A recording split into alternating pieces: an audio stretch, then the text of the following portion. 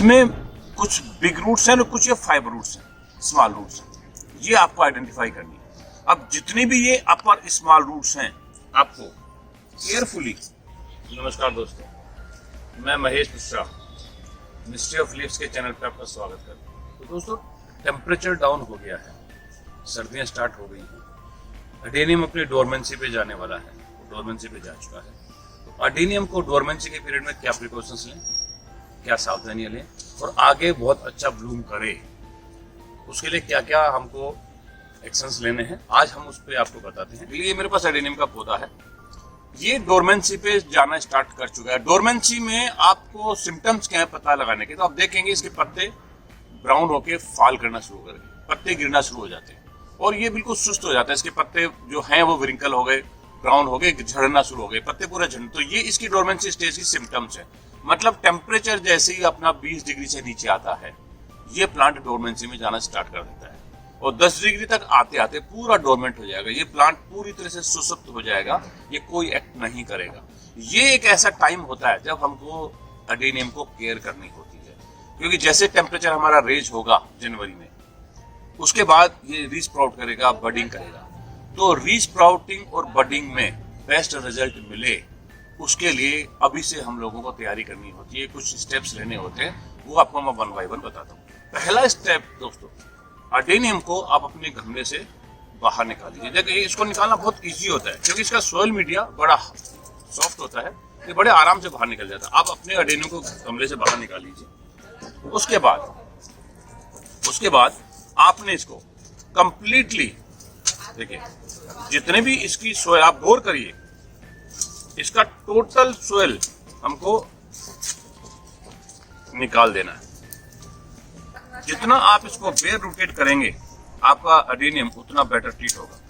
अब आप गौर करिए, मैंने इसको बेयर रोटेट कर दिया। ये स्टेप इसका पहला स्टेज है। आप गौर करेंगे तो पहले मेरा ये प्लांट यहाँ तक लगा हुआ था। अडेनियम की खूबसूरती क्या है, इसका कोडेक्स रेज होता रहे और इसका कोडेक्स फॉर्म लेता है, तो हम इसको हर साल रेज करते रहते हैं। अब जो दूसरा स्टेप है मैं उसको बताता हूँ, वो आपको बड़े ध्यान से सुनना। देखिए, इसमें आप गौर करेंगे तो इसमें कुछ बिग रूट्स हैं और कुछ ये फाइबर रूट्स हैं, स्मॉल रूट्स हैं, ये आपको आइडेंटिफाई करनी है।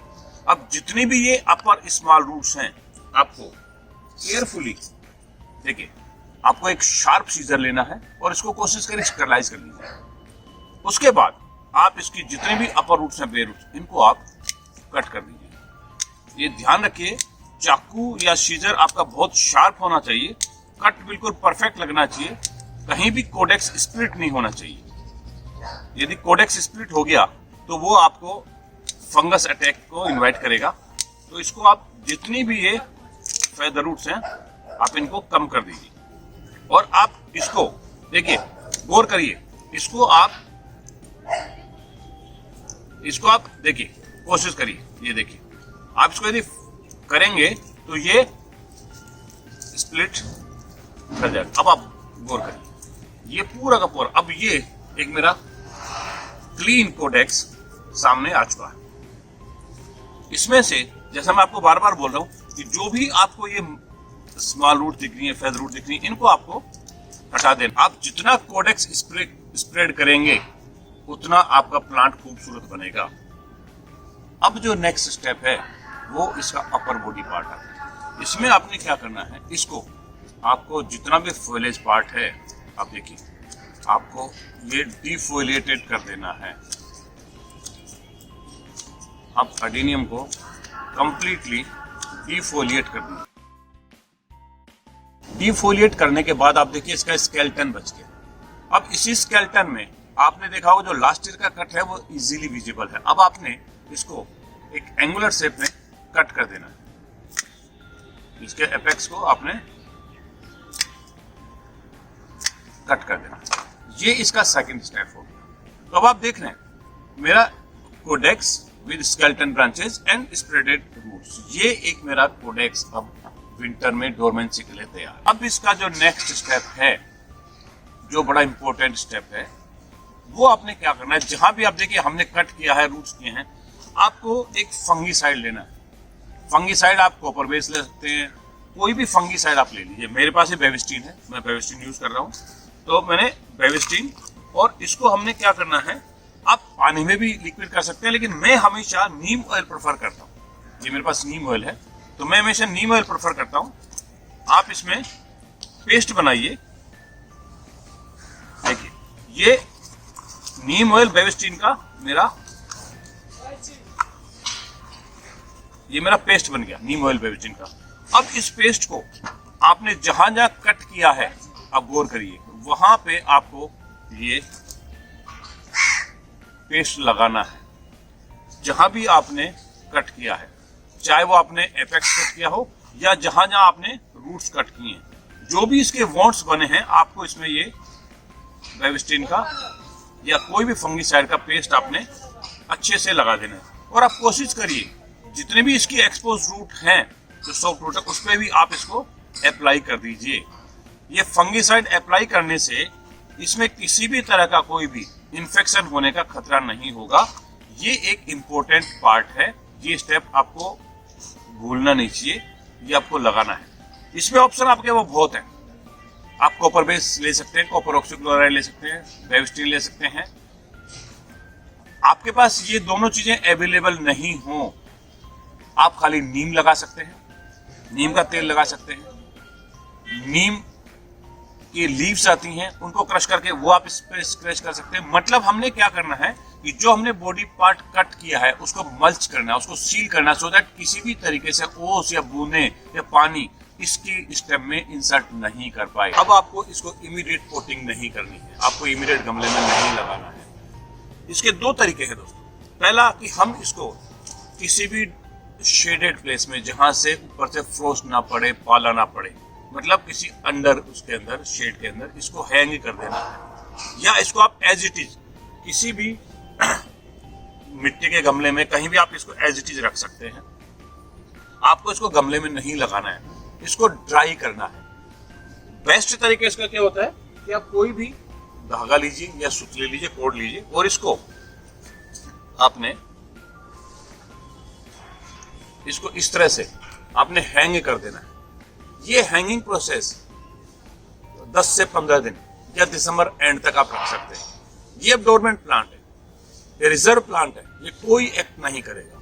तो इसकी बेटर परफॉर्मेंस के लिए हम इसको अभी रिपोर्ट नहीं करते, इसको हम लोग हैंग कर देते हैं। आप हैंग नहीं कर पाए तो किसी भी ऐसी जगह आपको रखना है जहां बाहर का फ्रीजिंग टेम्परेचर, पाला इस पे असर ना पड़े। यदि इसने पाला ओस के अंदर आपने रख दिया तो ये प्लांट आपका कैजुअलिटी दे देगा। तो आप इसको किसी भी ड्राई कूल प्लेस पे आपको हैंग करना या रखना है। हैंग करने के बाद जब आप इसको रिपोर्ट करते हैं तो वो आपको रिपोर्ट कैसे करना है वो आपको ध्यान रखना। सबसे पहले इसके लिए रिपोर्टिंग के लिए जो पोटिंग मटेरियल चाहिए मैं आपको वो दिखाता हूँ। अडेनियम कम पानी का एक कोडेक्स प्लांट है, जिसको पानी की बहुत कम जरूरत पड़ती है। इसका जो सोयल मीडिया होगा बड़ा सॉफ्ट और वेल ड्रेन्ड होना चाहिए, उसमें पानी किसी भी हालत में रुकना नहीं चाहिए। तो देखिए इसके लिए क्या होता है, स्टोन डस्ट, पत्थर के, ये आप गौर करिए, ये एक पार्ट हम लोगों को ये लेना होता है, दानेदार पत्थर के टुकड़े, ईंटों के टुकड़े, रेड ब्रिक्स, इसके कुछ बड़े पीस, कुछ इसके मैंने देखिए छोटी पीस करके रखे, कुछ ये गमलों के टुकड़े, ये ग्रेनुल पार्ट, और एक अच्छी खासी पत्ते की खाद या वर्मी कंपोस्ट जो भी आपके पास अवेलेबल है, और एक सैंडी सॉइल, मिट्टी जिसमें पानी ना रुके। इन सब का मिक्सचर हम लोगों को गमले में रखना होता है। अडेनियम के लिए हमेशा हम लोग ब्रॉड पॉट, शैलो डेप्थ का पॉट लेते हैं। आप गहरा गमला लेंगे, कम चौड़ा गमला लेंगे तो अडेनियम का इफेक्ट ये बहुत अच्छा नहीं रहेगा। आप कोशिश करिए इस तरह की कुंडी आप लें। अब इसमें जो सबसे पहले आपको नीचे, जैसे हम लोग सब गमलों में करते हैं, आपको सबसे पहले ड्रेन सेल बनानी है, नीचे 2 वो रख के, और जो मैंने बड़े ईंटों के टुकड़े आपको बोले थे आपको वो प्लेस करने हैं, सो दैट जब भी आप इसमें पानी डालें वो पानी सारा फिल्टर होके आपका सिर्फ मोइडिया मॉइस्ट करेगा और वो निकल जाए। तो आपको कम से कम एक बेस ड्रेन आपको ये बनानी चाहिए। इसके बाद आपने क्या करना है कि देखिए जो मैंने छोटे पीसेस बनाए थे, इन पीसेस से इसके जो वाइड्स हैं वो आप भर दीजिए, सो दैट इसका ड्रेन किसी भी पॉसिबिलिटी से ब्लॉक न हो पाए। आप देखिए ये मेरा फर्स्ट लेयर हो गया। इस लेयर के बाद सैंडी सॉइल यूज करते हैं, पथरीली। इस मिट्टी को आप इसके ऊपर, क्योंकि ये कभी भी पानी को नहीं रोकेगी और ये एक फिल्टर का काम करती है, आप एक लेयर इसकी बनाइए। ये मेरा बेस लेयर तैयार हो गया। इस बेस लेयर के बाद में अब आपने जो हमारी खाद है, देखिए लेयर बाय लेयर आप हल्का सा खाद डालिए। साथ में आपने बहुत बारीक ईंटों के टुकड़े ये आपने डालना है। फिर आपने थोड़ा सा अगेन आपने फंगिसाइड डालना है। आपने थोड़ी सी sandy soil, layer by layer, और इसको आप चाहे तो मिलाते भी सकते हैं। आप इसको जितना ग्रेनुलर बनाएंगे, जितना दानेदार बनेगा, ये आपका अडेनियम उतना बेटर होगा। आपने गलती से इसमें क्ले सोयल ले ली तो आपका गमला रूट्स डेवलप नहीं करेगा और प्लांट बहुत अच्छा फ्लावर नहीं देगा। ये हमारा लेयरिंग होता है। इसको हम लोग गमले में ऊपर से 1 इंच छोड़ के भर लेते हैं। मेरा गमला तैयार है। प्लांट्स मेरा डोरमेंसी के बाद आपने सारे प्रिकॉशंस ले लिए। मैं आज आपको रिपोर्ट करके दिखा रहा हूं। अब आपने क्या करना है, देखिए पहले ये कोडेक्स पे काफी दबा हुआ था। अब इसको जितना आप रेज कर सकते हैं, देखिए गमले की हाइट बढ़ गई। और इसको आप कोशिश करिए, जितने ये कोडेक्स हैं इनको आप जितना फैला के लगाएंगे उतना बेटर होगा। और इसको फैला के लगाने के लिए इसके अंदर आप कोई भी ईंट का टुकड़ा आप बीच में फंसा सकते हैं इसके, सो दैट ये आपकी जड़ें फैल के रहें। तो आपने देखिए इसको इस लेवल पे फैला के और इस स्टेज पे लगा देना। अब इसको आपने फिर से इसकी रूट्स को आपने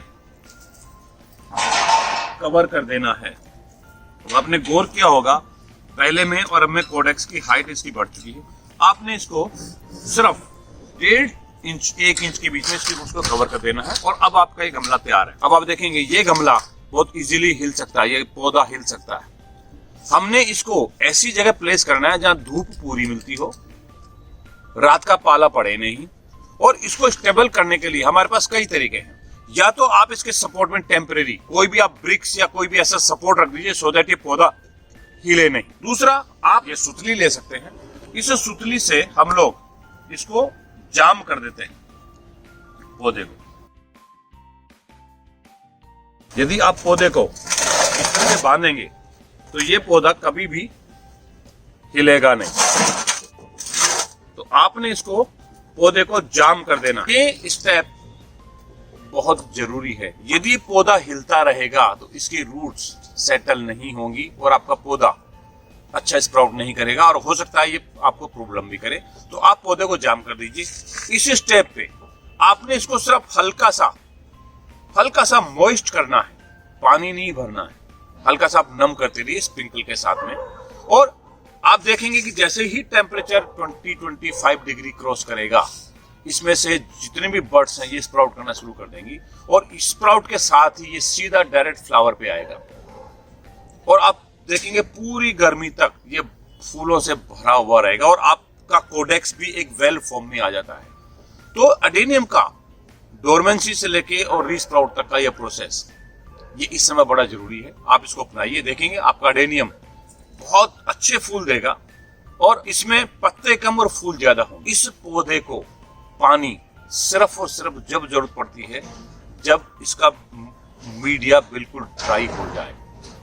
आप इसको बार बार पानी देंगे, एक्स्ट्रा पानी देंगे, ये पौधा आपको सपोर्ट नहीं करेगा। आपने गौर किया मैंने वेल ड्रेन्ड सॉइल मीडिया बनाया, वो इसीलिए बनाया कि पानी की एक भी एक्स्ट्रा बूंद इसमें नहीं रुके। सिर्फ इसको मॉइस्चर चाहिए क्योंकि इसका कोडेक्स पूरा सैप से भरा होता है। इसमें पानी प्रचुर मात्रा में होता है जो इसको सपोर्ट देता है। तो पानी आप बिल्कुल कम रखिए। अब इसके अलावा जो प्रिकॉशन आपने लेनी है, जब आप रिपोर्ट करते थे कि आपने एनरिच मीडिया बनाया, वेल कंपोस्ट इसमें है, इसका फीड बहुत अच्छा है, इसको बार बार फीड की जरूरत नहीं पड़ती। लेकिन आप इसको जब ये स्प्राउट करना स्टार्ट करें उसके बाद आप इसमें लिक्विड मैन्योरिंग का स्प्रे कर सकते हैं। बहुत माइल्ड स्प्रे लिक्विड मैन्योरिंग जिसमें बैलेंस एनपीके हो, नाइट्रोजन, फास्फोरस एंड पोटास हो, वो आप इसमें रूट पे स्प्रे कर सकते हैं। लेकिन वो भी आपको बहुत ज्यादा नहीं करना।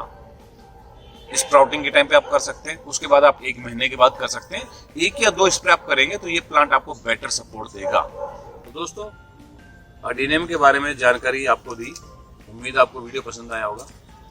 आप सब्सक्राइब करिए। आपकी कोई भी क्वेरी हो आप कमेंट सेक्शन में पूछ सकते हैं, हम आपको जवाब देंगे। आप सब्सक्राइब करेंगे तो आपको हमारे आने वाले वीडियोस बराबर मिलते रहेंगे। नमस्कार।